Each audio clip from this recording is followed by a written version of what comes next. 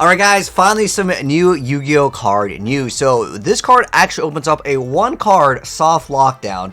And on top of that, we've also got an announcement of some other cards coming out, but it's just basically a showcase of the artwork. So it's kind of an announcement of newer support though. So we have a Vocalized Phoenix, the Blaze Bolt Chemistorm. So this is an announcement of, this could be generic fire stuff because there's going to be a lot of fire support just coming out in general for the game. And looking at the artwork, could be just generic fire support. There's also the announcement recently that we got of the structure deck, the High King Fire Arbiter, like the Grunix archetype.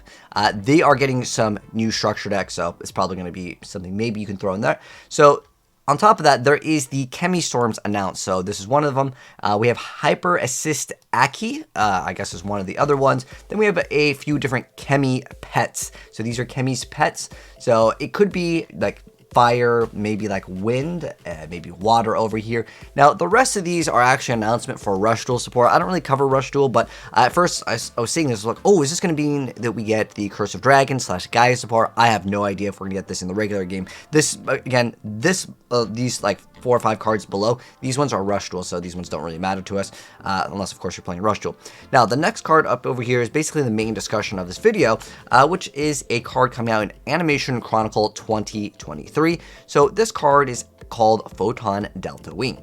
It is a level 4 light machine effect monster, 1800 attack, 900 defense points, and it says if this card is normal summon, you get to special summon 1 Photon Delta Wing from your hand or deck in defense position, but you cannot special summon monsters for the rest of this turn except for light monsters. Then it is level 4, so it's just like a 1-card rank 4. But the other bonus effect may be actually kind of worth it depending on the archetype that you're playing against. It says your opponent cannot declare attacks while you control another Photon Delta Wing. Now, the interesting part with this is it summons it from the deck or hand. So even if you draw it, you don't really like break in a sense. It's kind of a -1 at the end of the day. But if you can recycle these, this could be something good for maybe if you're playing in like the year 2000 and like, I don't know, 10. This is just so old to be able to not attack. I mean, I used to play and I used to try to get double Solar Flare Dragons out, and I thought it was like the coolest thing. It's like, oh, I locked my opponent out. I mean, it is a 1-card soft lock where your opponent literally can't attack. Now, the next thing that you would need to do is specifically make it so your opponent cannot like destroy your card with card effects. And I was looking at other options. Clearwater, unfortunately, won't work because the attack is too high. It has to be equipped like a monster with a very specific attack.